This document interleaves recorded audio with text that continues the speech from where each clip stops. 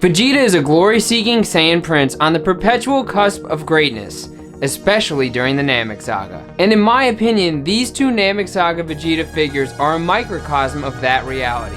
They're awesome, but they fall just short of their full potential. These are two of the greatest looks for Vegeta in the entire Dragon Ball franchise, so I'm really pumped to have both versions of the character from that point in the story.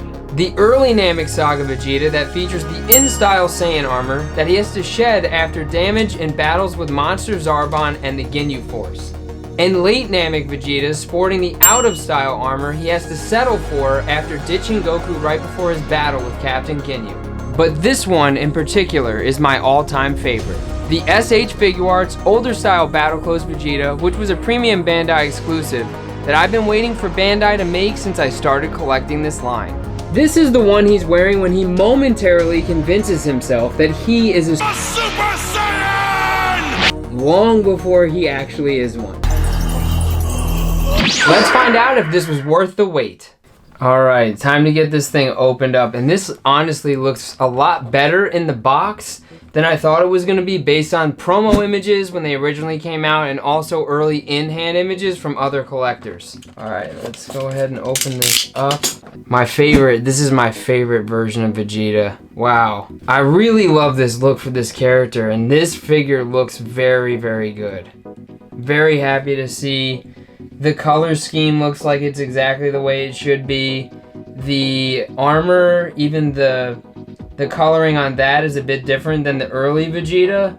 And I think this guy really is impressive. But I really do think that this looks the way that he should for the most part. There's a couple things that I would change, which we're going to talk about, but I'm really happy to have this. So this Vegeta comes with a couple of accessories aside from just the normal faces, but he does have less hands than we normally get for Vegeta. Now I'm assuming you can reuse the hands from the other 24,000 version of Vegeta, but that's a little surprising to see, to say the least. So the first head sculpt that I want to show you guys is just the stoic one that comes on the figure stock in the box, and I really, really love the way this looks. I think it's cool that they did this in an art style different from the 24,000 Vegeta, because there were different art studios that worked on the Dragon Ball anime from episode to episode. Next up, we have Vegeta resting his eyes, closing his eyes, or going to sleep, and I think this is a really good one for that relaxing pose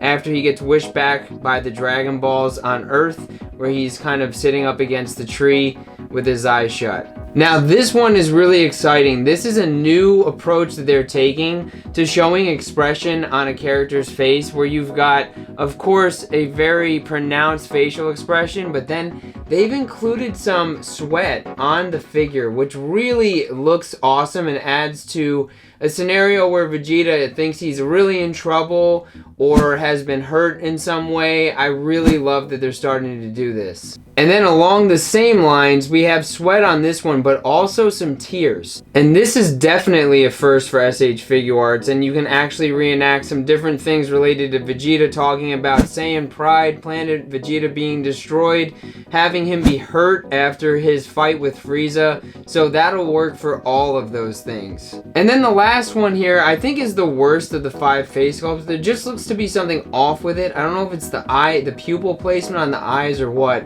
But this is Vegeta kind of yelling, proclaiming something, monologuing along those lines. And I think it looks okay. I mean, it's definitely not the worst face sculpt they've done, but I think it's the worst in this set. And we also get some accessories for the battle clothes, or as I like to call it, Saiyan armor. I think they call it battle clothes in the manga and Saiyan armor in the US dub, that we can change out to show battle damage, which I think is awesome. So to do that, you just pop the front plate off like this, and then we get a cracked front plate that you can put on the front like this. You just plug this right in. Then they've also got the same sort of setup on the back, and while this is off, you should also take the back piece off, because that's much easier to put on. Then you put the lower piece on first, like that, and then you can put the back plate on after the fact to get the battle damage Vegeta. Now the same thing on the front. I didn't do this when I first put it on, but you want, in order to get the abdomen piece on, it's easier to take the front plate off, and then you can hopefully, let's see, pop this plate off, because this one's giving me some trouble on how to get this off. And this piece was actually not easy to get off. I had to pop this off using the dull side of an X-Acto knife. So just be careful when you're doing that so you don't do any paint chipping or anything. Then we can put the broken ab plate on, and then we can put the broken chest plate on as well. And then you've got your battle damaged Vegeta, which I love this. I can't tell you guys how much I love this. It's awesome. And what Vegeta figure would be complete without this accessory? His signature crossed arms look. So this is two pieces that you can pop out. These two pieces come apart. Then you carefully remove his arms from the shoulder sockets and then pop these in one at a time. And we've got our classic Vegeta looking unimpressed, folded arms pose. Overall, I'm really excited about this figure, but I can't help but wish that Bandai gave him different shoulders. Now, these look a little too bulky to me, but you can push them in to the shoulder socket, and they definitely look a bit better. These are the 2.0 shoulders they've used on some of the previously released Vegeta figures, which made sense for those figures. They also got away with using these shoulders on the 24,000 Power Level Vegeta because the Saiyan armor shoulder pauldrons hid them pretty well. But if you look at the reference images from this part of the anime, you'll see that Vegeta doesn't have massive shoulders when he was in the old battle clothes. I think SH Figuarts has significantly improved its ability to capture the art style of specific sagas from Dragon Ball Z, especially with some of the recent faceplates. They just haven't quite brought the body sculpt details up to that level. Next, let's talk articulation. Using a side-by-side next to the 24,000 Power Level Vegeta because they're basically the same articulation scheme. This Vegeta is basically going to be able to do the things that you want him to do. He's got a lot of shoulder mobility, which really allows you to kind of get different looks for him. He's got the double jointed elbows, of course. His knee articulation is also double jointed. He's got the different swivels and everything that you might want him to do. I will say for me, the shoulder joints are a bit difficult to maneuver. And one of the things you have to know about this Vegeta is if you want to get full range of motion on the shoulders, you've got to pull the shoulder joint out a bit, which I think looks a bit awkward, and I think is some of the reason why some of those promo images look the way that they did. But if you have the full shoulder joint out, he can do a lot more in terms of posing, but I will say I think he looks so much better with the shoulders in because that really allows us to kind of simulate that smaller shoulder that he had during the Namek saga. But the main problem with the two of these is really just the articulation in the ab area. As you can see, he can move back a little bit, but he really cannot come forward at all. And that's definitely disappointing because I feel like other figures that feature Saiyan armor have a bit better movement on the abdomen. So Bandai is capable of better engineering on the Saiyan armor abdomen. But that doesn't mean that you're not going to be able to get him into dynamic poses. You're just not going to get him into this kind of pose.